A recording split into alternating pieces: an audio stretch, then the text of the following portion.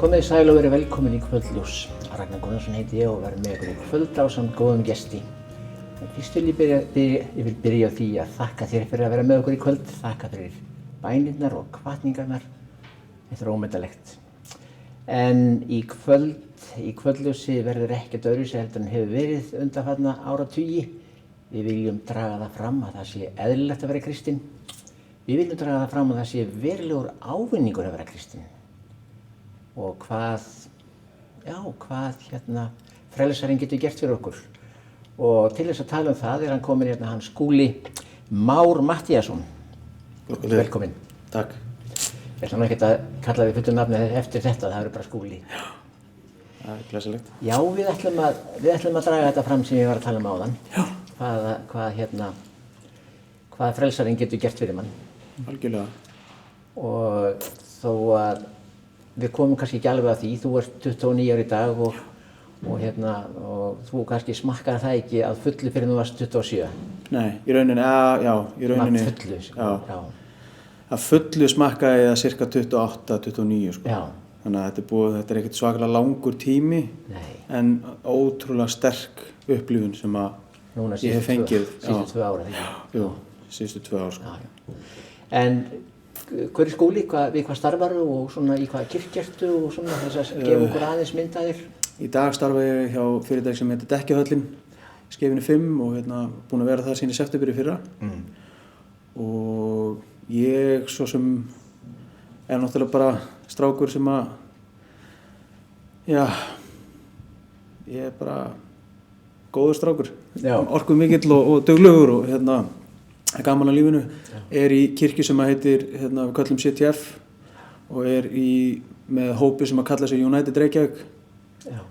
Og það er það sem þú átt að starfa í dag? Já. Í kirkjunni? Já, í kirkjunni, já.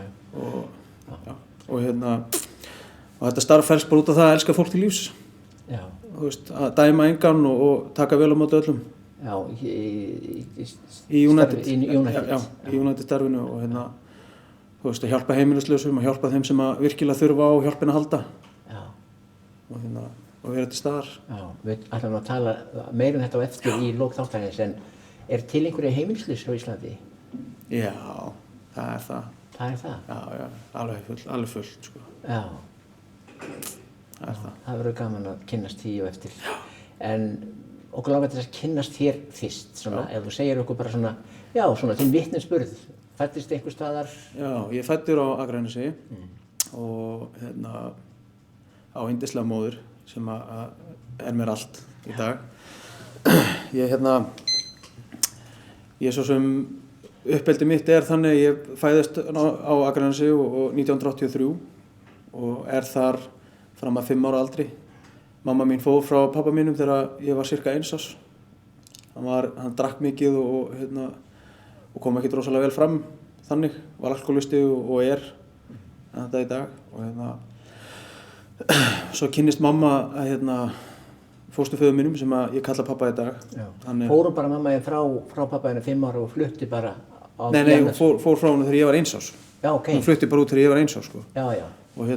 Og var bara ein með mig fram að því og kynnist frá öðrum manni og hann kemur þegar ég er að verða cirka 2 ára sko. Flytur hann er Færeyingur, flytur yfir til Íslands og hann tekur mig bara sem sínu eigin barni sko. Og þau bara eru ennþá dag í dag saman og eiga bara yndislegt líf og sko þegar ég er svona 5 ára þá fær hann pláss út á sjó á norður á Skagaströnd. Hann náttúrulega var sjómaður og er ekki dagsamt en hann var sjómaður á þessum tíma. Og þegar ég er 5 ára þá flytjum við norður á Skagaströnd, eins og ég segi, þá er mamma ólétta af litlu systur minni sem heitir Íris og við förum þangað og hann fer bara beint út á sjó og skólaganga mín byrjar þar og hann er alltaf út á sjó, pabbi sko. Já, er hann þá á skuttóra? Hann er fristutóra. Fristutóra? Já, hann byrjar á ísfisk og svo færir hann sig yfir á fristutóra. Og þarna á Skagaströnd á ég svo sem mín bestu ár sem krakki, þannig og en svo þegar skólinn byrjar og annað, hvað ég er svona 7-8 ára, þá byrjar skólagangan og hún byrjar svo sem alveg vel svona fyrst til að byrja með. Þú veist, ég rosalega ör þegar ég krakki, ég rosalega forvitin, uppátækjasamur og ég er ekki hræddur við neitt. Ég bara veð áfram í hlutina og það nú ekkert rosalega auðvelt fyrir móður mín að eiga við mig sko þannig. Þú veist, ég hlustaði ekki á neitt og ég fer bara mínar eigin leiðir sko. Og hvað áttu við með því? Hvað gefur okkur dæmi? Í dag hefur þetta verið kallað ofvirkni, er það ekki? Jú, það er kallað ofvirkni. Þú veist, ég var út allt og skoðaði allt og ég bara, þú veist, ég rispaði bíla og allavega sko. Ég var bara rosalega uppátækjasamur og það var ekkert sem að stoppaði mig, skilurðu. Og það var alveg sama að þetta yfir tekin og skammaður og það breytti engu, ég hélt bara áfram. Já, bæði góður og slæmir hlutir. Já, ég leitaði og ég var mjög athyglisjúkur, rosalega athyglisjúkur, ég leitaði alla athygli. Alveg sama hvort hún var slæm eða góð, sko. Og það svona hefur áhrif á skólagönguna mína, sem bæði með einelti frá krökkunum og einelti frá kennurum og þessi framkoma þín, þessi hvatvísa framkoma og svona hispursleysi og óttaleysi og allt saman, það hafði áhrif á að fólk, það höndlaði þetta ekki? Já, það höndlaði þetta ekki. Ja, marg spurði mömmu hvernig í ósköpunum hún færaði að höndla þetta, sko. Það var ekki bara bólokan inni, sko. En svo byrjar skólinn og þetta, ég er bara svona eins og ég er, sko, uppátækjasamur, ég labba á milli fólks og segi ég sé svangur og banka upp á hjá fólki og þú veist, alls konar svona uppátæki, sko. Og þú veist, og fá fólk til að keyra mig heim, sko. Þú veist, ég bý rétt, þú veist, það sem bara rétt hjá sem ég bý, þá fæ ég fólk til að taka hjólið mitt og setja það inn í bílinn og keyra mér upp á húsinu mínu, sko, sem er kannski 2 metra frá eða eitthvað. Þú veist, þannig uppátæki, sko. Það var alveg sama hvað það var. Ég stakk bara upp á einhverju og gerði það, sko.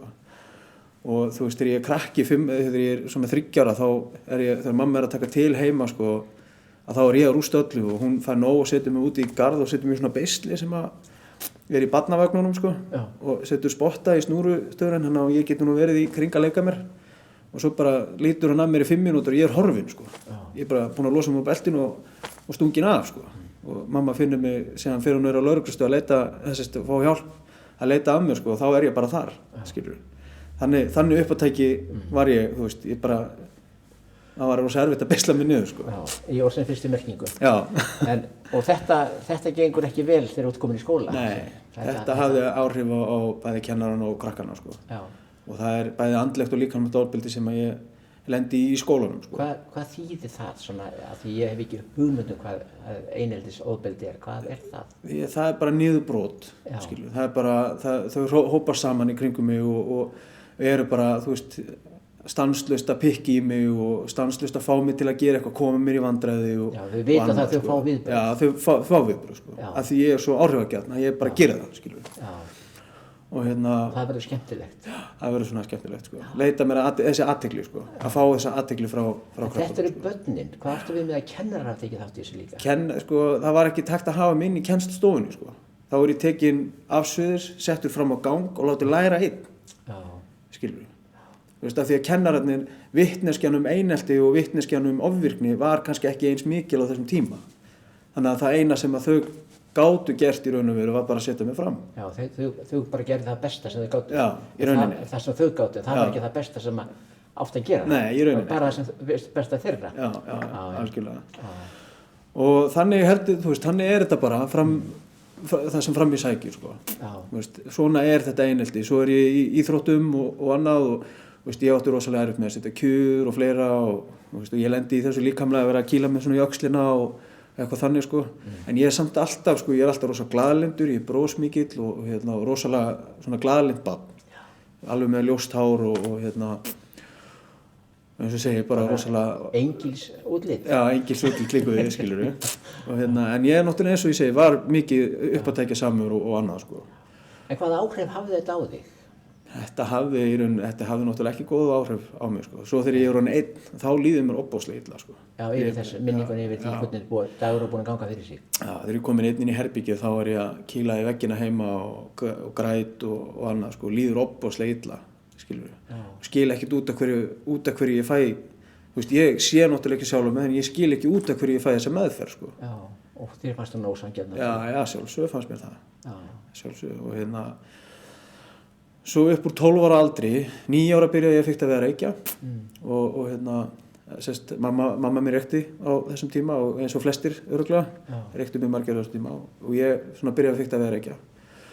En upp úr 12 ára aldri þá, minningin mitt fyrsta fyllerí ofboðslega sterk. Ég man rosalega vel eftir, ég man bara eftir eins og það hefði gerst í gær En fyllerínu sjálfu man ég svo sem ekki eftir, en ég man hvernig það byrjaði. Þetta gerist á sjómannadegi, pabbi er heima og mamma og þau eru út að skemmta sér og ég er heima með litlu systur mína og litla bróður minn að passa. Og ég brýst inn í kompuna sem við byggum í 3 hæða húsi á Skagaströnd, áttum svona risastórt flott hús og ég fer niður í kjallara þar sem að pabbi er búinn að læsa, það er svona kompa sem er læst og fyrir svona strákur sem mig þá var það mjög gaman að fara og kíkja og leita og gramsa. Og ég finn þarna vökva sem að pabbi hafi verið að brugga sjálfur bara svona fyrir sjálfa sig. Og þennan vökva tek ég og ég drekk svona, þetta eru 2 lítra brúsa og ég drekk cirka svona hálfan lítra af þessu. Og ég drekk það bara bert, það var ekki til heima mjólk og eitthvað, og það var ekki gott út í mjólk, mér fannst það viðbjóður Þannig að ég drekk þetta bara bert. Og ég verð rosalega fullur bara fyrsta fyllerínu, bara það blackout bara fyrsta fyllerínu Og upp frá því verði fyrir svona rosalega sterkri upplifun að líf mitt gjörsamlega breytist bara. Við það að nota vín? Já, við það að nota vín. Ég fæ svona kjark, rosalega kjark, mér líður ekki svona illa og þetta skarð sem er innan með mér það algjörlega fylltist bara. Skilur, ég náði að draga andan djúpt og mér leið bara ofboðslega vel. En fórstu þá ekki það illa með vín eins og í fyrstu, þá gastu þá notað á þess að fara í blackout eða svoleiðis eða? Já, fyrsta fyllerí var náttúrulega blackout Ég segi það, en næst á eftir að því þú segir að það hefur fyllt líf þitt af gleði og allt það, en réður þá við það að fara ekki yfir strikið eða? Það var svo sem rosa erfitt að komast í áfengi. Já. Náttúrulega Skagaströnd, það er ekki áfengisbúður Skagaströnd, næsta áfengisbúður að Blönduósi og en pabbi náttúrulega var út á sjónum og fór í smuguna og kom stundum heim með alls konar dót þannig að maður gæti stólist endrum og eins. En fylleríin voru ekkert rosa hörð svona fyrst til að byrja með ekki tannig. Þetta er fyrsta fylleríið sem að þá er þetta mjög sterkt það sem ég drakk. En svo gerist það í raun og veru ekkert fyrir að við flytjum Pabbi fer í skóla til Danmerkur, hættir á sjónum og fer í skóla til Danmerkur og ég og mamma og systkini mín, við flytjum suður aftur til Akranessar, þar sem að uppruni okkar er. Og þá eru systkini mín orðin 3. Og hvað ert þú þá cirka gamall? Þá er þetta er eftir fermingu. Ég er 14-15 ára þarna. Já. Og þegar við erum komin á Akraness, þá tekur náttúrulega við að ég fer í nýjan skóla. Og þá þarf ég náttúrulega að kynnast nýju fólki, nýjum krökkum. Og það er bara sama saga. Endurtekning á byrja. Endurtekning á því að byrja svona aftur í skóla Og það er bara, öll athygli er bara fín. Hvort að hún sé slæm eða góð Og ég geri bara allt, ég byrja bara að ljúga. Ég lýgur rosa mikið. Lýg mikið það hver ég er reyna að vera svona, svolítið, reyna að koma mig svolítið fyrir þannig að ég sé töffari Af því að svo er þið svona lítið stórt á mér Ég var náttúrulega fljótur að klúra því, skilur af því ég er svona glaður og ég er mjög góður í mér þannig góðhjartaður og það ég var mjög fljótur að mála mig út í hott þar líka Já, lygi bara verður til þess að mála sig út í hott algjörlega það er afbröð lyginnar Já. Og þarna byrjar þarna er ég komin aðeins nær og inn í miklu stærra samfélag og þarna er mikið rugl að byrja. Þarna byrjar áfengisneysla mín miklu meiri Þarna er ég komin í miklu stærra bæjarfélag og miklu auðveldara að komast í hlutina. Og á þessum tíma þá er ég sendur til sálfræðings og ég er greindur sem ofvirkur þarna allt seint í rassinn gripið þarna. Og var eitthvað að gera við því þá? Ég var settur á Ritalín og ég misnotaði það bara. Ég bara notaði bara strax. Það var ekkert, ég vissi hvar mamma geymdi þetta og ég fór bara í þetta sjálfur og tók alltaf mikið í einu og annað Og svo blandaði ég þessu bara saman með áfengi. Og það sem sagt áfengið og rítalínið það sem gefur þér svona að þú verður svona cool og... Já, bara rólegur, skilji. Ég var rólegur og gat þagað. Því ég tala svo mikið, sko. Já.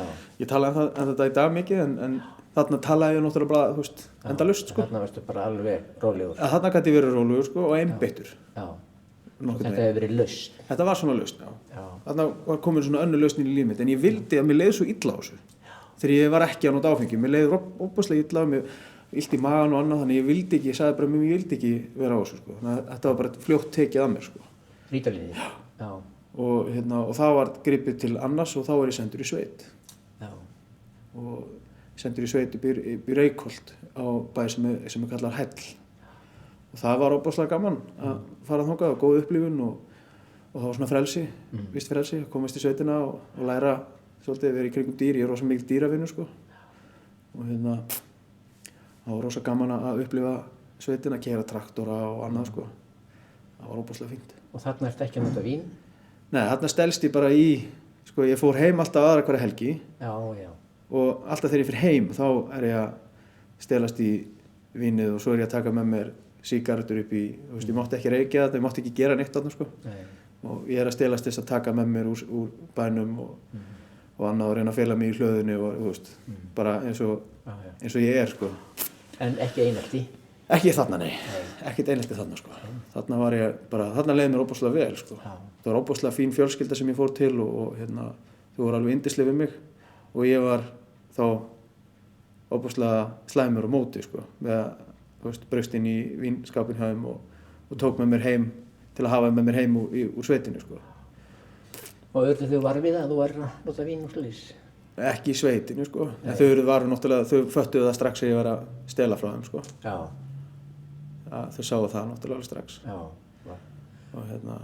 Og hvaða afleiðingar hefðu það? Svo sem engar, sko.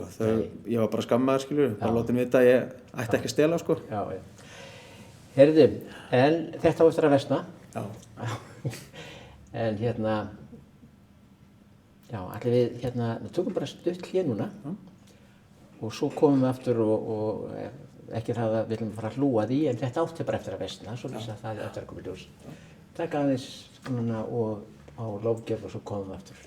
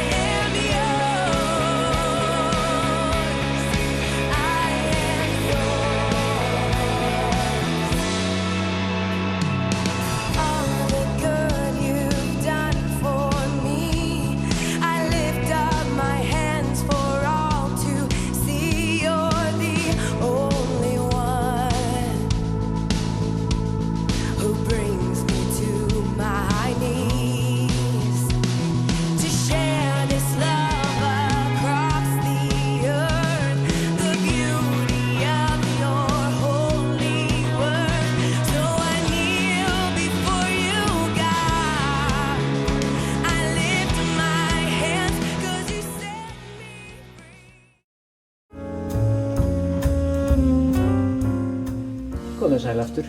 Þú ert að horfa á Kvöldljós, Ragnar heiti ég og hann hjá mér Skúli. Og við vorum að tala upprunniðinn og æsku og hvernig þú hefðir svona byrjað að nota vín. Já. Og það sem við sögðum síðast það að þetta átti bara eftir að versna. Já. Já. átti þetta ekki það. Þú skilgreinir þannig sem sagt að þú hafir erft þetta frá blóðföðinum sem sagt alkoholismann, þú veist það. Já, ég veit það. Að þetta bara þannig að þú varst bara alkoholisti frá fyrsta degi og þú þróaðir hann mjög hratt. Segðu okkur frá því. Sko, byrjaði bara, þú veist, þarna þegar ég kem úr sveitinni, þá byrjaði þetta bara mjög ungur, náttúrulega 15-16 ára. Ég var tekin úr 9. bekkinum og látin í sveitina. Og svo fekk ég að klára 10. bekkin þegar ég kom úr sveitinni. Og þegar ég kem heim úr sveitinni þá byrjar, sko, þá kynnist ég, þú veist, ég átti náttúrulega svona vinahóp sem ég var alltaf með, sko.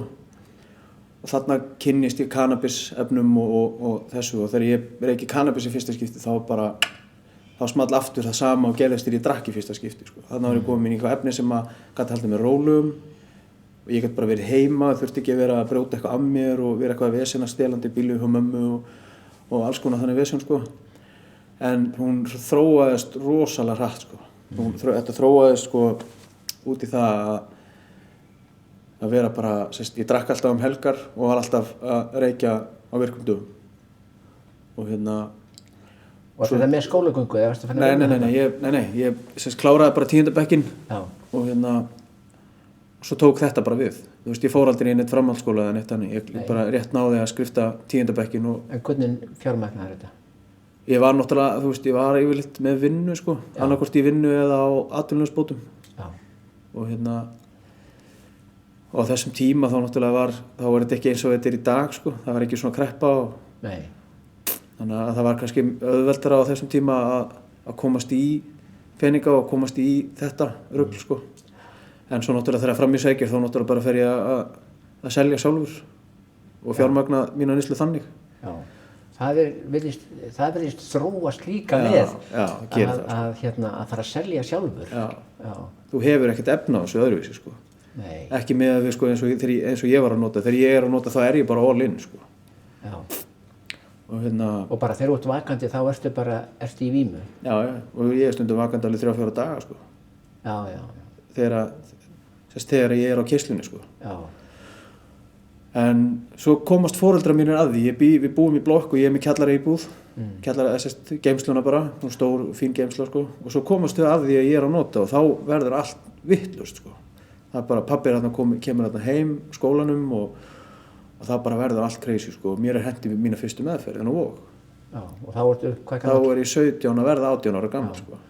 Og af því það hefur svolítið að segja þannig að spyrja því, sko, þið var bara hent í meðferð. Þú hafðir ekkert með það að gera. Ég hafði ekkert með það, bara annarkvort að fara í meðferð að bara út, skilja. Bara vera heimilislaus. Já, en þetta var það sem var ráðlagt á þessum tíma, sko. Já, algjörlega. Það bara, annarkvort er það bara kaldur veturinn eða meðferð. Já. Og þú ferði í meðferð og þú trúir ekki á þessu aðferð. Ekki þessu. Þetta er, sko, hver persóna verður að vilja það sjálf. Af því að ef þú tekur persónu og ætlar að svipta hana sjálfræði og annað, að þá ertu að gefa henni tækifæri á að gera allt á móti því sem að þú ert að vilja að hún geri, sko. Af því ef að viljin er ekki til staðar, að þá er ekki fræðilegur möguleiki að fá manneskuna til þess að gera það sem að þú vilt að hún geri. Nei. Og ef við setjum okkur í sömu sporin, ef einhver ætlar að koma til þín og segja að þú átt að fara og flytja út til Danmerkur og ekki koma aftur til Íslands, að þá er það náttúrulega ekki, þú ert ekki að fara að fylgja því, skilur við. Svo með þessu hugafæri ferði inn á Vog í mikilli uppreisn. Já, í mikilli uppreisn og bara, mér fannst þetta bara leiðilegt af því mér fannst þetta ofboðslega gaman á þessum tíma. Já. Skilur, mér fannst þetta spennandi, mér fannst þetta gaman, ég var að kynnast, maður kynntist fullt af fólki og það var mikið að gerast alltaf nýri, þú veist, það voru alltaf allir heima hjá mér, það var svona hálfgerð félagsmiðstöð þarna nýri herbyggi hjá mér, sko. Og þú veist, og ég eignaðist alveg fullt af vinum vinum á þessum tíma, sko. En við erum alveg, þekki þessa krakka alveg í dag og við erum alveg vinir en við erum ekkert endilega eitthvað að hanga mikið saman, skilur, við bara þekkjumst og við heilsumst alveg þegar við hittumst og annað En svo fer ég inn á Vog og Vogur var svona hálfgerður skóli fyrir mig. Já. Þegar ég fer þarna inn, sko, þarna kynnist ég bara fullt af fólki, sko, fæ fullt af símanúmerum og þegar ég kem inn á Vog þá er ég bara nýgræðingur, skilur, hafði aldrei prófað neitt nema kannabis og áfengi, sko. Svolítið þegar þú segir skóli þá lærðurðu þá að hvað lærðurðu? Ég lærði bara af hinum, skilur, ég heyrði alls konar efni sem voru lengra gengni. Já. þú veist, fólk var að tala, fólk talar rosalega mikið inn á Vogi, sko, mikið talað inn á Vogi og maður kynnist rosalega fljótt. En á ekki fólk að vera í endurbata þarna? Jú, að sjálfsögðu. Það er aðeins öðruvísi, þú veist, sko tíminn þarna og núna er allt öðruvísi, sko. Já, ok. Nú er náttúrulega komin miklu meiri þekking. Já. Því að, þú veist, við erum að tala það eru fleiri ár síðan ég fór í mína fyrstu meðferð, sko. Já. Þetta er árið 2000, 2001, sko. Það er nú ekki þú langt síðan. Nei, það er samt alveg 11 ár. Eitthvað hefur þróast, sko. Svoleiðis að þetta var svona bara háskóli fyrir þig til að fara að lifa lífi áfram. Já, í rauninni, sko. Þarna kem ég inn og ég heyri Og hvað lærður þú til dæmis? Ég lærði spýtt og e-töflur. Hvað er spýtt? Spýtt er bara amfetamín. Já. Og og veistu, maður lærir alls konar nöfn líka. Já. Maður lærir hvernig maður á að feila upp í símum. Maður lærir hvernig maður á að tala í kringum annað fólk og fleira. En e-töflur er það ekki alveg stórhættulegt efni? Jú, það er stórhættulegt efni. En það er alltaf jafn vinsælt eða hvað? Jú, það er það. Og hvað er það þá bara að hugsa, heyrðu, ég slepp þá eða hvað? Eða að því þetta getur haft, er það ekki eftir því sem maður hefur lesið, getur þetta haft alveg hryllilegar afleiðingar? Jú, það getur haft hryllilegar afleiðingar. Þú getur bara dáið við að borða einu, sko. Já, skilur. En það er samt ekki séns. Sem sýnir náttúrulega hvað fíknin er mikill sjúkdómur. Já, það er misjafnt bara hver einstaklingur þolir, sko. Já. Þú veist, þetta er svo misjafnt milli manna. Sumir eru með fyrir sól, aðrir með fyrir rækjum, sumir fyrir köttum. Þetta er svo bóðslega misjafnt á milli persóna, sko. Já. Og milli manneskja. En það sem svo kem ég bara út af Vogi og ég kynnist e-töflum þegar ég kem út af Vogi, sko. Ég náði að vera edrú í einhvern mánuð, sko, hanga, þú veist, og fekk vinnu í Borgarnesi í sláturhúsi. En akkur varstu edrú í mánuð? Af því ég vildi ekki enda á götunni, sko. Ég hélt mér bara, þú veist. Já, þú vildir svona, já. Ég var svolítið að plata með mamma og pappa, sko. Búa til ykkur svona til þess að vera. Já. En það var ekki, þú varst í getur á því þú vildi vera edrú? Nei. Ég var bara edrú á hnefunum, mætti ekkert á fundið eða neitt, sko. Ég bara edrú á hnefunum. Og svo kynnist ég þessum efnum, sko. Þarna fer ég, og þar tekur bara við 2 ár bara í einhverju geðveiki, sko. Já. Og ég er að borða þessar töflur bara, sko, liggum við á hverjum einasta degi, sko. Liggum við, sko. Hverja einustu helgi er ég að borða þessar töflur og er að nota mikið af kannabisefnum og þú veist, ég grennist rosalega hratt og bara verð ofboðslega klestur einhvern veginn, bara lít ofboðslega illa út með baugu og bara, ég keyrði mig bara algjörlega í kaf. Og varst að vinna með þessu eða? Já, ég varð rosa duglegur, sko. Já, þú férst orku þessu, svona gerviorku. Svona einhverja gerviorku og náttúrulega ég get ekkert fjármagnað þetta öðruvísi en að vera í vinnu, sko. Já. Að hafa einhvern peninga milli handana. En ég er samt, sko, í þeim vinnum sem ég er í, þá er ég mjög stutt, sko. Já. Og næ að safna mér upp tímum fyrir atvinnuleysisbæturnar og svo, þú veist, ég var mjög stutt á atvinnuleysisbótum, mjög stutt í vinnu, mjög stutt á atvinnuleysisbótum, það er svona rokkað á milli, sko. Já, spilar á það að vera á atvinnuleysisbótum miðað við það sem þú varst búin að vera að vinna, er það eitthvað svoleiðis? Já, þú safnar þér tímum í vinnu og þá færðu svo langa tími í atvinnuleysisbótum. Já.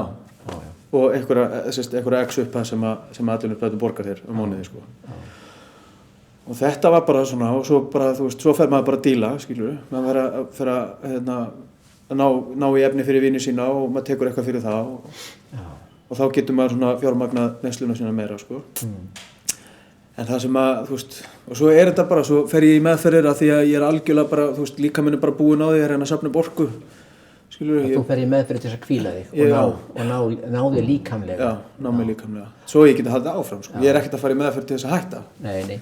Og þegar ég sagði svona gerviorku, auðvitað náttúrulega, sko, þú ert náttúrulega að ganga bara á líkamann. Það er það sem þú notar, það er svona. Þú talaður um að e-töflurnar væru hættulegar, sko. Og þær eru það, vissulega. Og það er alveg, sko, það er mergsjóman, sko. Já. Og þegar maður er að nota svona mikið eins og ég gerði, sko, þá það er bara, þú þarft að vera rosalega sterklega byggður til þess að þola þetta, sko. Já. Og hafa sterkar taugar því að þetta er eitthvað sem getur taugarnar upp alveg rosalega, sko. Já, og taugarnar líka. Já. Ok, þarna ertu í nokkur ár. Já, þarna er ég í nokkur ár. Já.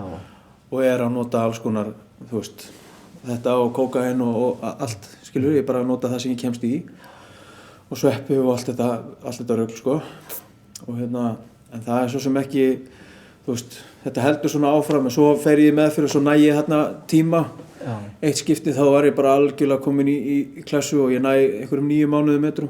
og þá fer ég á fullt mitt í prógrammið og fullt í A-samtökjun og maður finnur það alveg að leið að maður byrjar í samtökunum sko, að þá fara hlutirnir að breytast og fyrir hugsunin að breytast og maður fer svona að vilja vera í kringum fólki sem að gera góða hluti sko. Vittu við, þú ert stokkinn sem sagt úr því að vera þarna í nokkur ár sko. Og svo ferði í meðferðir til þess að ná svona líkamlega, annars var það bara dauður sko. En það kannski ekkert skrítið þó svona að meðferðarfólki sé svona svolítið pirrað á ykkur þessu fólki sem koma bara til þess að misnota þú veist, það svo sem ekkert skrítið sko. En einhver sáning verður samt. Algjörlega. Þórarinn Tyrfingsson segir það mitt að því oftar sem hann kemur á Vog því fleiri fræjum plantað sko. Hann segir það og hann veit þetta. Hann veit. Svoleiðis að þetta ekki bara sóun, þetta ekki misnotkun á góðu meðferðar heimili eða svoleiðis. Þetta bara því þurftu þú að fara í svona marga meðferðir? Ég þurfti þess. Ég fór í víkingameðferð og þannig sko. Er það af því þú var svona illa farin eða hvað? Ég bara lengra leiddur en aðrir. Skilur, sjúkdómurinn minn bara komið lengra. Já, af því þessu stuttartíma sem við erum búin að tala saman, þá átta ég ekkert á því að þú sett svona illa farin, þú veist. En það það sem þú ert að segja. Ég rosa illa. Á nokkrum árum ertu búin að fara svo illa með þig, sem sagt, að þú þarft mörg ár bara til þess að ná þér eitthvað tilbaka. Og þú ert að ná þér eitthvað tilbaka á þessum meðferðum. Já, algjörlega. Og þú veist, upplýsingarnar sitja alltaf eftir sko í huganum. Já, svo það kemur löngun þá til þess að langa til þess að hætta að taka. Það það sem Þórarinn segir. Við fórum í gegnum áðan að þú vildir ekki fara í meðferð, en þú vilt ekkert fara í meðferð. Nei, í rauninni ekki sko. Nei, en þú vilt losna við sársaukann og þjáninguna sem komast undan þessu sko. Af því að þarna á þessum tíma sko áður en ég fer í mína síðustu meðferð að þá byrjar þetta hægt og rólega að snúa með bakinu sko. Þetta hættir að virka eins og það gerði. Já, nú ertu að fara að tala að vímuefnin eru hætt að virka á þig. Það ekki frá neina að fara, þetta bara kvöl. Já, þetta bara orðin kvöl. Já, svoleiðis að þetta frelsi sem sagt að vera cool og það löngu farið. Já, það farið. Það ekkert orðið eftir en bara skel af einhverju, hverju? Ekki neinu. Ekki neinu. Það ekkert, þetta bara algjört tómarúm. Af því maður þarf alltaf að nota meira og meira og meira. Og það kemur engin víma. Jú, víman alveg kemur, en mér líður ekki eins vel og mér leið hérna áður fyrr. Sko. Víman hætt að virka eins og hún gerði. Ég fæ samt alveg, ég náttúrulega, þú veist, annars myndi ég aldrei gera þetta. Nei, en ertu kannski ekki þá bara frekar að slá á bara fráhvarfseinkennin? Fráhvarfseinkenni, ég að slá á, þú veist, ég get ekki sofnað öðruvísi en að fá mér, skilur að því að hausinn byrja stanslaust að, þú veist, það svona, við kallum þetta útarstöðar, þú veist, og það er allar útarstöðar í gangi og þegar ég fæ mér að reykja þá slöknar það, ég bara slökku sjónvarpið, sko. Já, en það bara þess að taka kvölina. Já, kvölina og bara líka slökkva í, sko, fíkillinn náttúrulega, þú veist, meðan líkamlega í gangi, að þá kallar hann alltaf á meira, sko. Þú veist, þegar ég fæ mér áfengisopa, að þá kannski gerist ekki það sama ég þarf að klára flöskuna, en þú getur fengið þér einn og einn sopa, sko. Skilur, og svo þegar glasið hálfna, þá kannski bara, nei, ég vill ekki meira. En ég tek beljun á þambana, sko, klára hana. Og ef það til önnur, þá vill ég reyna að komast í hana, sko. Til þess að slökkva á þér þá eða hvað? Ég bara til að komast í eins mikla vímu og ég get komast í, sko. En samt þarna, sko, mótsögn í þessu því þú ert hættur að komast í vímu. Já, þess vegna þarf ég alltaf meira og meira til þess að ná þessu. En nærði því samt á endanum? Endanum næði, já. En þá líka ég komin á þann stað að ég get allar hreyft mér, sko. Já. Það líka mér náttúrulega tekur bara x mikið við, sko. Það talað einhver, til og með þess að alkohól eru bara 5 prómíl og þá eiginlega bara allt blóðið orðið alkohól, sko. Já. Og þangað stemdirðu? Ég stemdi þangað, já, algjörlega, sko. En segðu okkur frá svona, okkur langar kannski til þess að heyra svona hvernig þessi sáning fór fram og hvernig kom svona batinn, þó að sé skrýta að tala bata í þessu skelfilega ástandi, en samt að þá batinn að koma eftir hverja meðferð, eitthvað öllítið. Sko það sem að gerist inn á Vogi er að við förum með alls konar fyrirlestra og við hlustum á ráðgjafana tala, við hlustum á læknana tala og Þórarinn með mjög skemmtilega fyrirlestra í sambandi við heilan og annað, sko. Og maður situr þarna og horfir á vegginn þar sem hann með alls konar Já, myndvarpa. Myndvarpa og að sýna alls konar glærur og svona og teiknar upp á töflu líka hvernig heilinn virkar og allt annað og þetta svona hægt og rólega síast inn sko. Já, þekkingin kemur þarna inn. Þekkingin kemur sko. Á hverju kemur þekking? Á því ástandinu eða hvernig ástand ætti að vera eða hvað? Nei, bara hvernig við tæklum sko sjúkdóminn. Já, eins og það ætti að verða. Eins og ætlum sko, af því að það alltaf talað að maður þurfa að stunda fundina sína og maður þurfa að vera í samfélaginu með fólkinu sem hetero, skilurðu, af því að þegar ég kem út á Vogi, að þá leita ég alltaf í sama gamla vinahópin sko. Og þegar leið og ég leiti í gamla vinahópin, að þá ég komin á þann stað að ég komin inn í þessar kringumstæður. En ef ég kött ekki á þessar kringumstæður, að þá næ ég aldrei að verða hetero. Skilurðu. Og það þetta sem ég leitaði alltaf í. Ég leitaði alltaf í gamla lífernið, en mér langaði samt til að vera hetero. Mér langaði til að líða þess betur. Mér langaði til að koma betur fram með fjölskylduna mína. Af því ég bara algjör drullusokkur þegar ég er í neyslu, sko. Mér svífst einskis. Herðu, en svo birti til. Svo birti til. Svoleiðis að við ætlum að tala um það eftir næstu lofgjörð. Að það birti til og líka draga það fram sem sagt hvað það sem virkar í svona skelfilegum aðstæðum. Sjáum þetta smá.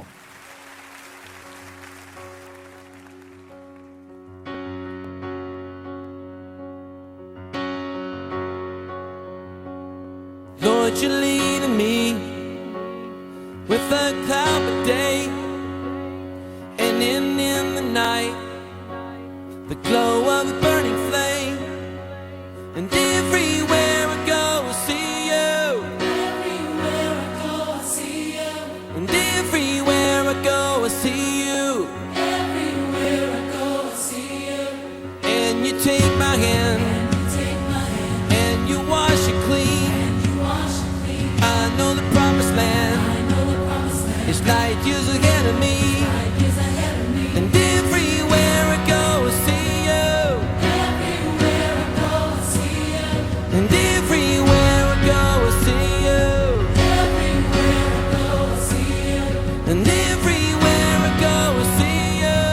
Everywhere I go, I see you. And everywhere I go, I see you. Everywhere I go, I see you. And the eagle flies, and the rivers run. I look through the night, and I can see the rising sun. And everywhere I go, I see you.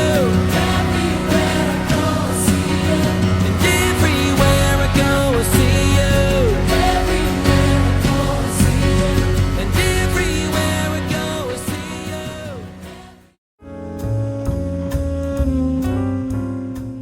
Komið sæl aftur og ert að horfa á Kvöldljós. Ragnar heiti ég og hann heiti hann Skúli. Og við erum búin að fara í gegnum dálítið skelfilegan kafla í þínu lífi þarna í síðasta hluta þáttarins. En við sögðum að myndi birta til í þessum hluta. Og þú ferð í meðferð og nærð árangri. Já, ég man nú ekki alveg tímabilið, sko, en ég fer og ég næ þarna sem sagt 9 mánuðum. Já, hvernig mánuðir voru það? Voru það góðir mánuðir? Já, voru yndislegir mánuðir. Var ég alveg á fullu í prógramminu, var á fullu í samtökunum, var að hjálpa til með að setja upp ráðstefnur og fleira, voru menn að koma utan að spíka og þetta var ofboðslega gaman sko. Já. Ég var ofboðslega virkur, ég er náttúrulega rosa virkur sko og það var hægt að nýta þessu orku í að raða upp stólum og gera allt klárt og hérna. En verður maður edrú á því að raða upp stólum? Ja, þjónusta. Já, ef þú skilgreinir sem þjónustu. Já.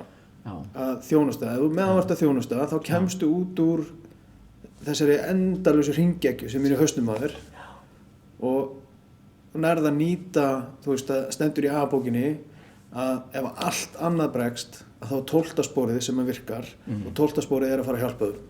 Og það skiptir engum máli hvort þessi alkoholist eða einhver annar, heldur bara að gefa af sér sko, og gefa það sem að, þú veist, þessi tími sem að fólkið hefur gefið mér, verði ég að gefa tilbaka. Hvaða þversögn er þetta að eftir þetta góða tímabil þegar líður vel og ert að gera þessa að þú skulle hafa dottið? Sko ég flytt til Færeyja, eins og ég sagði í byrjun og þá var fósturbarn með Færeyingur og ég á stóra fjölskyldu úti, systir mín litla, hún Íris, hún flyttur út og hérna ég flyt út sérst á eftir henni. Hún búin að vera út í 3 mánuði, þá flyt ég út og ætla að eyða aðeins tíma með henni, sko. Ég ætlaði samt ekkert að flytja út, ég ætlaði bara út í heimsókn, sko. Já. En endaði á því að flytja bara út og búa út í Færeyjum í 1,5 ár. Já. Og þegar ég er búin að vera út í 3 eða 4 mánuði, þá á ég gott samtal við systur mína og ég fæ hann til að samþykkja það að ég fá mér að drekka. Það sé allt í lagi að ég fá mér að drekka því ég hef stjórn á drykkjunum minni. Já, en þarna ertu ekki búin að sækja neina fundi og ekki neitt? Þarna hætti ég í aðsamtökunum því ég flytt út. Já. Og flytt út úr hópnum sem ég var með. Já. Og ég sótti einhverja fundi, ég skildi ekki bofs í færeysku á þessum tíma þegar ég nýfluttur út. Og það fór bara að fara undan, ég fór að fara á skemmtistaðina og fórst að fara í gamla venjur. Já, fór að fara í gamla venjur og í þessar kringumstæður, eins og ég sagði áðan, sko, í þetta neyslu tengda kringumstæður. Já, þú sækist í það. Og þá náttúrulega bara fyrir að hallundafæti og hausinn á mig fyrir að selja mér alls konar hugmyndir og þetta byrjar allt aftur, byrjar bara á nulli. Og svo átti ég samtalið systur mína og ég fæ hana til að samþykkja það að ég fá mér í glas með þeim, sko. Já. Svo hugsvíkin, þau byrja löngu áður. Já, hugsinu byrja strax. Það hefur ekkert með líkamlega löngun að gera eða neitt svoleiðis. Ekki neitt svoleiðis, sko. Og svo detti ég bara í það og við tekum, sko, heil 2 ár. Já. Hvernig var þá, þegar þú drekkur fyrsta glasið og fyrsta kvöldi, hvernig virkaði það? Það var bara, ég var bara all in eins og venjulega. Já, þú varst bara á sama stað og þú hætti. Já, bara nákvæmlega sama, bara verri. Þau heldur öll að ég myndi ekki ná að drekka fram að miðnætti, sko. Ég yrði bara sofnaður af því að ég er búin að vera svo lengi, sko. Já. En ég var alveg bara allan nóttina og allan daginn eftir og þetta var bara nákvæmlega eins og ég hefði bara aldrei hætt, sko. Já. Og það var ekkert sem geta að hafa verið með stjórn á drykkjum þá verið búin að vera edrú í tæpt ár. Nei, ekki neitt, sko. Við tekum náttúrulega bara 2 ár. Ég er mikið út á sjó í Færeyjum og leita yfirleitt út á sjóinn til þess að komast undan þessari þjáningu, sko. Þetta er ekkert rosalega gaman þarna. Það er ekkert gaman að drekka, skilur. Drykkjan er bara orðið þannig að þetta er ekki lengur skemmtun, þetta er bara drykkja til þess að bara, þú veist, slökkva á einhverju. Deyfa bara. Bara deyfa líkamann og deyfa hugsununa og reyna að vera, þú veist, komin aftur í þennan töffara gaur, sko, að vera eitthvað cool, skiljum, að vera cool að drekka, það er sváralegt að það hljómar, sko. En svo flytti ég bara heim aftur til Íslands og leið og ég kem heim og þá náttúrulega bara fer ég beint í hinn efnin. Já, sem ekki úti staðar. Ekki úti, sko, það var aðeins erfiðara að komast í það þar, sko, en ég náttúrulega bara leið og ég kem heim, þá byrjaði ég þar, sko. Og þar tekum við, sko, ég kem að það heim, sko, 2008-2009 og það tekur við bara ár á Íslandi í rugli. Ég hætti í einhver tíma fyrir ég aðsamtökin á Akranesi. Ég bjó á Akranesi, sko, kynnti stelpu þarna og hún svona hafði aðeins ráðandi áhrif á mig. En ég var samt svona drakk svona inn á milli, svo hætti ég af því hún fekk nóg af því og ég fór að mæta fundi, ég fór að gera, þú veist, var duglegur í samtökunum og náði að vera edrú hann í hálft ár fyrir að byrja í ræktinni og svona reyna svolítið að breyta lífstílnum, sko, og fyrir að vinna. Ég er að vinna hérna hjá fyrirtæki sem heitir ESS og ég er hjá Hvalnum líka þegar það var 2009. En svo leið og Hvalurinn er búinn og þarna Vestlunarhelgina 2009, þá detti ég aftur í það. Og þá tekur við frá ágúst fram í nóvember og það er bara keyrsla. Ég fer bara all in, bara að selja og í allan pakkan. En við erum búin að tala nóg neysluna. 4. nóvember, eða rétt áður en ég fer inn á Vog, þá sagði mamma nýbúin að segja mér þetta. Þá fór hún á hnén og bað Guð að mamma mín er trúið. Þá biður hún Guð að taka... Þetta sagði þér eftir að þú varst búin að fara inn á Vog? Já, hún gerir þetta áður en ég fer. Já, hún biður. Hún biður Guð að taka mig bara. Hún sé bara alveg búin að finna, hún get ekki meira. Hrópa bara til Guðs. Hrópa til Guðs á hnjánum og bara please taktu strákinn minn og hjálpa honum. Já. 7 dögum síðar, þá er ég komin sjálfviljugur inn á Vog. Og það er í fyrsta skipti sem ég actually bara vildi fara inn á Vog. En ég var samt ekki í þeim tilgangi, ég þráði það að verða edrú, ég þráði að breyta lífstílnum í að verða edrú, sko. En ég ætlaði samt að halda í gamla lífvirnið. Ég ætlaði ekkert að hætta í að selja eða, þú veist, ég ætlaði að fara að reyna að græða, sko. Já. Þetta er rosalega, ég er svo oft orðið var við þetta er svo ofalega í í þeim sem hafa verið í þínu sporum, það að halda áfram að selja og vera þar sko, að sleppa við kvölina á því að vera í neyslu en að vera í gamla lífeyritinu, selja. Er það þá myndin að vera svona gangster eða peningar? Já, bara ná öll aftur af því það er búið að vera svo lengi, ná aftur, Ef þú ert góður að selja, skilurðu, þá getur þú grætt á þessu, en með þú ert að nota ekki séns, það er ekki séns. En auðvitað ámaður ekkert að vera í þessu. Nei, en samt þú ert hérna, takk fyrir einlægnina, þú ert að segja ykkur það sem sagt að þú hafi farið sjálfviljúgur, þú vildir losna en samt er það þannig að þú vildir vera að selja og vera óheiðarlegur. En það gekk nú ekki eftir. Nei, sko, þegar ég var búinn að vera inn á Vogi, ég náttúrulega, sko, þegar ég kemur á Vog, þá var ég í þessum gíri og svona alveg, ég ætla nú ekkert, ég ætla bara að klára þessa 10 daga og svo ætla ég bara heim aftur og halda áfram að vinna og selja og eitthvað svona. En svo þegar ég fer að tala við fólki, það var svo rosalega sterkur andi, svo skrítið að segja frá því, rosalega sterkur andi með fólkinu sem var með mér. Inn á Vogi, ég hélt mér bara algjörlega frá neyslutali, ég hélt mér með hópnum sem að vildi vera edrú. Mátti ekki gleyma bæninni. Og bænin, ég náttúrulega vissi þetta ekki þá. Þú vissir það ekki þá. Nei, en bænin, en bænin er að þetta er bænasvar. Þetta er bænasvar, klárlega. Sko. Af því að ég fann það sko 3. deginum að þá tók ég bara ákvörðun, ég ætla að hætta að leika ráðgjafinn, ég ætla að hætta að leika læknin og nú ætla ég bara að vera sjúklingur og hlusta á það sem er verið að segja mér. Sem er bara nýtt í þínu lífi, hafi ekki skoðun og öllu og hafi ekki vita allt. Nákvæmlega. Fúll á móti sko. Og það bara boltinn fer að rúlla þarna. Ég fer að tala meira við Guð af því ég hef alltaf náttúrulega haft mína barnatrú og ég fer að tala við Guð, ég fer að lesa bókinni, ég held mér algjörlega, eins og það segir stick to the winners. Ég kynnist þetta yndislegu fólki og ég held mér bara hjá þeim, leið og fólki byrjar að tala um neyslu að þá er eins og mér sé illt í burtu sko. Ég elti bara fólki sem að vill verða edrú sko. Ég sit og hlusta á allt sem er verið að segja mér, ég fylgist með á öllum fyrirlestrum og opbóðslega duglegur að vakna á morgnana og mæti í morgunmatinn og alveg bara held áfram og fer upp á Staðarfell. Ég er upp á Staðarfell í 2 mánuði í víkingameðferð og svo þegar ég kem heim þá fer ég inn á áfangaheimili sem heitir Vin sem S.A.A. var með og þarna tekur bara boltinn við. Þegar ég kem heim þá fer ég á 120 fund á 90 dögum og er í þjónustum alveg á fullu, kynnist fólkinu sem er í samtökunum. Heimadeildin mín er CA sem er á 3 dögum, klukkan 7:30 á Tjallagötu. Hvað þýðir CA? CA það er Cocaine Anonymous. Og það er deildin mín sko. Og þar er ég búinn að vera allan tíman. Og þegar ég lappin á fundi og fólk sér mig, að þá veit það bara nákvæmlega hvort mér líði illa eða hvort mér líði vel. Ég get ekkert falið fyrir þeim af því að þau þekkja mér svo vel.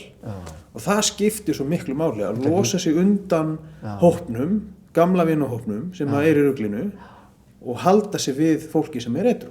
Og vera í þessu endurflötti náðar og miskunnar. Algjörlega. Og þau svo, sko vinir mínir sem ég er búinn að vera með alveg bara frá því í byrjun, sko, Elín og Teddi, þau eru mér alveg opbóðslega mikilvæg og mér þykir opbóðslega vænt þau. Og þau, ég og Elín erum búin að vera alveg edrú allan tíman og félagið með Teddi, hann er nú búinn að detta aðeins. En það er alltaf, hann er alltaf með okkur samt sem áður og ég elska hann opbóðslega mikið. Mikilvægt að tala um hann. En við erum, sko, deildin okkar er hérna og þau svo byrja að fara niður í CTF, það sem er sóking á föstudögum. Og þú verður að segja eitthvað hvað sóking er, það er ekki viss allir. Sóking er opbóðslega gaman að mæti, þetta er svona slökunarstund. Bara mætum og leifum Guð að vinna algjörlega. Og svo tónlist eða? Já, svona róleg tónlist, það er eitt sem leiður okkur inn í slökunina. Og það gerist einmitt niður í CTF, þetta er á vegum United, Reykjavík. Og þetta er alltaf klukkan 8 á föstudögum, niður á hádegis 7. Og þessi stund er okkur opbóðslega mikilvæg. Við komum fullt af fólki saman, alveg hellingur af fólki og við liggjum bara á gólfinu með kodda og svo er fólk fyrirbiðendur. Svo koma til okkur að taka í löppina á okkur og biðja fyrir okkur. Og þarna vinnur Guð. Og þarna kemur heilagur andi. Þarna kemur, ef þú labbar þarna inn þegar þetta er byrjað, sko, það er svona mistur alveg yfir öllu. Opbóðslega, þetta er opbóð, maður er alveg bara það er opbóðslega slakur þegar maður labbar þarna inn, sko. En það sem maður gerir, sko, ég er ekki beint alveg komin inn í kirkjuna fyrst til að byrja með, sko. Ég bara mæti þarna á fundinu mína, svo þegar ég er búinn að vera edrú í heilt ár, þá svona fjarar aðeins undan, ég hætti að biðja og þú veist, ég kom bara með þetta, kannski ég ekkert alkoholisti, hausinn strax farin að vinna, sko. Veist, ótrúlegt. En ég dett samt ekki í það, sko. Ég held áfram og svo leiðist ég inn í það að ætla að fara að selja, sko. En svo ég bara komin á hana stað að ég farin að fá þessa óþægilegu tilfinningu. Veist, ég komin á stað sem ég vill ekki vera og alveg orðinn rennandi sveittur með einhver efni á milli handana, sko. Sé það samt ekki sjálfur en mér bent á það. Og fer ég strax á fund og losaði mig undan í strax. Varstu hættur á fundin líka? Nei. Ég mætti svona endrum að ég sé eitt fund í viku, sko. Já, eitt fund í viku. Og það mætti alltaf hann á síðafundina mína, sko. Já. En svo ég dregin hann í kirkju af honum Tedda vinum mínum. Og það sem að gera, og við erum einmitt líka upp í Ljósafoss, fer með þeim eina helgi upp í Ljósafoss og þá gerist eitthvað stórkostlegt, sko. Þannig að á þessari sóking, það er svona sóking helgi. Við förum alltaf einu sinni í mánuði, fyrstu helgin í mánuðum, sko. Og það er á vegum United líka. Og þar gerist eitthvað rosalegt, sko. Ég fer í fyrsta skipti og upplifi svona sterkan og heilagan anda. Svo fer ég í næsta skipti og læt vatnsskýra mig. Sem var óbáslega mögnuð tilfinning og bara yndislegt. Þau eru bara niðurdýfingarskýr? Já, niðurdýfingar. Í soginu, í það sem að, í kalda, við stöndum upp á brú og hann hendi mér af brúnu ofan í vatnið. Þetta var alveg æðislegt. Þetta hefur verið kúl. Já, þetta var rosa, þetta til að myndbanda allt, sko. Þetta var óbáslega gaman. Og en svo gerist það, eftir seinni helgina á Ljósafoss, þá ég á samkomu og þá gerist eitthvað stórkostlegt. Þá kemur heilagur andi og hann snertir mig, hann bankar á brjóstið á mér. Þeir standa 5 að biðja fyrir mér og það bara losnaði bara allt. Og þar gerist þetta mikilvæga í sambandi við eineltið og allt þetta að fyrirgefningin. Þarna kemur fyrirgefningin. Hann tók þetta bara allt í einni andrá. Á þess að bæður það? Á þess að, já sko, mér fannst ég ekki vera tilbúinn, en heilagur andi, hann veit hvenær maður tilbúinn. Og hann kemur þegar maður tilbúinn. Og gastu fyrirgefið allt? Já, það allt farið. Já. Með hjálp heilagsanda? Með hjálp heilagsanda og Guði náttúrulega. Ég trúi á Jesú Krist og það er mín trú að elska fólk til lífs og þau algjörlega gáfu mér, sko, þau gáfu mér alltaf séns og það var einn hann sem að sér sókingstundin, hann bara senda á mig í heilt ár, árinni mætti, sko. Senda á þig? Boð á Facebook. Já. Við sendum alltaf út boð að við séum að fara að halda þessar stundir, sko. Og þú mættir ekki? Ég mætti ekki fyrst, sko, ég bara ignoraði, skilur. Svo ég dregin hann af vinum mínum og líka, sko, á mánudögum. Á mánudögum förum við alltaf niður í bæ, miðbæ Reykjavík með súpu og brauð. Gefum heimilislausum að borða milli 5:30 og 6:30. Já, það var þetta sem ég kváði á í upphafi. Já. Það er til heimilislegt fólk sem þarf á súpu á að halda. Já, bara fólki sem okkur er alveg sama, bara heimilislaust og fólki sem í kring, við viljum bara fá allan í kirkjuna. Og hvar er þetta? Við erum þessi styttanir nýra á Ingólfstorgi. Já. Og þar milli 5:30 og 7:30 erum við með súpu og brauð. Bara úti? Já, bara úti, bundir berum himni. Já. Og svo förum við og við náum við náttúrulega þekkjum okkar fólk og við förum að spjöllum við þá og spyrjum hvort þið vil ekki koma og fá súpu og ef þau koma ekki þá kannski förum við með til þeirra og gefum þeim að borða og svona. Og þetta er það sem við viljum bara gera og við gerum þetta algjörlega frítt, sko. Og þetta gefur mér svo ofboðslega mikið. Að fá að þjóna svona? Þjóna líka, sko, fólkinu mínu, skilur. Ég var þarna þó ég kannski hafi ekki verið heimilislaus, að þá var ég á þessum stað. Og mér leið alveg eins og þeim líður. Já, og svo er það spurning hvort þú hafið svona hverslags heimiluð oftir náttúrulega, sko. Já, algjörlega. En þú varst á þessum stað og þú skilur þetta. Svoleiðis að er þetta þá óreglufólk þá? Já, fólk sem drekkur, allt saman óreglufólk. Já, það er það. Já. En það, sko, kannski ekki beint óregla, þú veist, það er óregla á þessu. Já. Þú veist, ég veit einhver fólk sem eiga alveg heimili og bú alveg í fallegum heimili en hafa ekki stjórn á drykkjunni. Já. Skilju, það er svo skrítið með alkoholistana, sumir geta haldið öllu í lagi, en þetta er í rúst, sko. Já. Skilur? Nei. Sko, þú ert að tala um að það sé einhver sem eigi heimili og allt saman, en hann er í neyslu, en heimili, af hverju fer hann ekki heim til sín og borða súpuna þar? Já, við erum kannski ekkert beint að spyrja, sko, eftir hvort hann sé heimilislaus eða ekki. Nei. Við bara förum og viljum hjálpa því að þegar þú ert í svona miklu rugli, þá hugsa maður ekki sjálfan sig. Maður borðar ekki, Já, þú meinar það. Já. Þeir eru bara þjóna til fólk sem bara þarna og eru á slæmum stað. Já. Við viljum elska fólk þó svo það eigi heim einhver staðar og annað því. Já. Við viljum elska fólk til lífs og við viljum fá þetta fólk með okkur í lið. Já, og þeir eru þá bara þjóna til svona fólks eins og þú varst, skilur, þú veist. Algjörlega. Já. En hérna, sko, þú talar sko, fyrirgefninguna. Þú sagði mér líka fyrir viðtalið að það hefði verið mikið gremja, sem sagt. Og ótti. Já, gremja úti þá hvað? Bara fólki sem hafði kom illa fram um mig. Já. Fólki sem lagði mig í einelti. Já. Og að því við verðum að draga það fram, skilur, hvað þurftur að fyrirgefa, sko? Að það var mikið... Sko, ég þurfti fyrir það fyrst að fyrirgefa sjálfum mér. Já. Ég þurfti að fyrirgefa sjálfum mér, af því ég náttúrulega, sko, mín hegðun náttúrulega, þú veist, það er enginn sem stjórnar minni hegðun nema ég sjálfur, sko. Nei. Og ég þurfti að fyrirgefa sjálfum mér fyrir það að vera að hugsa illa til annarra. Þú veist, ég vildi bara að þetta fólk myndi hreinlega bara deyja, sko. Já. Skilur, ég vildi bara að Guð myndi dæma þetta fólk bara, þú veist, eitthvað annað. Já, það var bara mikil gremja og hatur. Já, mikið hatur og mikið reiði. Já. Og ótti líka. Óttin er alveg búin að draga mann áfram í þessu, sko, að þóra ekki að mæta fólki, að þóra ekki að standa á mínu.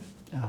Skilur, að því maður er svo niðurbrotinn að það þórir maður ekki að segja hvað mannum finnst. Maður þórir ekki að koma með það í ljósi sem sem skiptir máli frá manni sjálfum, sko. Nei. Og gremjan er stór hættuleg fyrir okkur alkohólistana. Og bara fyrir fólki yfir höfuð. Já. En hún er lífshættuleg fyrir alkohólist. Já, hún er lífshættuleg fyrir alkohólist. Hún getur náttúrulega dregið til dauða með því að fara að byrja neyslu og... Já, algjörlega. Og ég meina, hinn aðilinn finnur það ekki,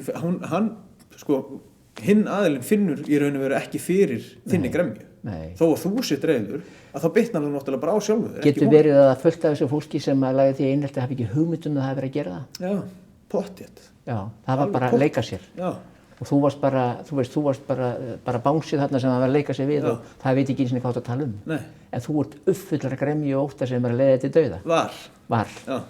En í dag er ég algjörlega búinn að fyrirgefa mér, ég er búinn að fyrirgefa þeim, ég er búinn að fyrirgefa óvinum mínum, ég er búinn að fyrirgefa, ég er búinn að biðja Guð að hjálpa mér að fyrirgefa og Guð er búinn að hjálpa mér að fyrirgefa þeim. Skilu, þannig að þegar ég mæti þeim út á götu, að þá er ég ekki að fara að hugsa, þetta er nú meira fíflið. Nei. Skilu, heldur bara, hann vissi bara ekki betur. Já. Og þetta, eins og sagði áðan, þetta er verk heilagsanda. Já, þetta er verk heilagsanda. Já, sem er yfirnáttúrulegt. Já. Þú veist, það er engin sem myndi einhver trúleysingi sem vildi fara að röfla við þig trú ekki, skilur þú, það er ekki hægt að útskýra þetta, skilur þú veist, þetta verður upplifað, þú verður upplifað þetta sjálfur. Já. Og það kemur ef maður bara leita, ég er búinn að leita þessu 29 ár. Já. Í 29 ár og ég er búinn að finna það í dag. Já. Það er bara þannig. Glæsilegt. Svona rétt í lokin, Skúli, hvað við vorum búin að minnast á United, búin að minnast á kirkjunni þína. Hvernig eigum við að enda þetta? Bara það sem að skiptir ofboðslega miklu máli í sambandi við einelti að við stoppum það. Já. Ég er búinn að gefa það út sjálfur, ég gaf það út, ég var á Lindinni með honum Ólafinu mínum og ég held að þú þekkir hann vinnur á BSI. Mér finnst það ofboðslega mikilvægt, það var ekki nema 11 ára gamall strákur í Sandgerði sem tók sitt eigið líf út af einelti, hugsaði 11 ára gamall. Já. Og mér finnst að, þú veist, margir myndu halda að vera skrítið að ég var ekki búinn að taka mitt eigið líf. Ég náttúrulega upplifði líka rosalega þungt einelti. Það hefði getað verið. Það hefði getað. Þú hefði getað verið 11 ára. Ég hefði getað verið 11 ára, en það er greinilega eitthvað sem að vakir yfir mér og passa mig. Og skýringin kannski kom líka þegar þú sagðir okkur að mamma væri kristin og hefði beðið fyrir þér, skilur. Hún er búin að beðið fyrir mér alla ævi. Og það er þessi óskiljanlega vernd sem er búið verið, því að í sjálfum sér þá hefur átt að vera að dáin hvað eftir annað. Já, algjörlega. Ég drakk mér náttúrulega heil í Færeyjum. Já, þurftur að setja því á stað þar. Þetta setjum á stað þar. En það sem að mér langar að loka þess á er að sko, við þurfum að hjálpa þeim sem að lenda í einelti og við þurfum líka ofboðslega mikið að hjálpa þeim sem að leggja í einelti. Já. Þeir sem að leggja í einelti, þeim nefnilega líður einmitt ekki vel. Nei, og þú hefur verið á þeim stað líka. Já, ég hef verið á þeim stað líka, þegar neysla mín byrjaði. Sko. En það er út af vanlíðan. Það er út af því að það vantar eitthvað í mitt líf sem ég sé svo hjá öðrum. Þá fer ég að reyna að brjóta það niður. Sko. Og þess vegna er svo ofboðslega mikilvægt að maður fari til þeirra sem er að leggja í einelti og segi þeim að þau séu mikilvæg og þau séu yndisleg. Já, og það er það sem þú ert að gera í dag. Og taka utan þau og elska þau til lífs líka. Þau þurfa alveg jafn mikið á mann að halda og sá sem er lagður í einhelti. Þetta er yin og yang. Já. Og það er svo óbúslega mikilvægt. Herðu, Skúli, þakka þér kærlega fyrir að hafa komið. Takk fyrir að hafa mig. Já. Og líka fyrir þín einlega vitnisburð, það er svona, þú ert greinilega, ert með djörfung frá Jesú að geta talað svona eins og þú talar. Já. Takk fyrir það, vinur. Takk. Þakka þér fyrir að vera með okkur í kvöld. Ég bið Guð að blessa þig og bið góða nótt.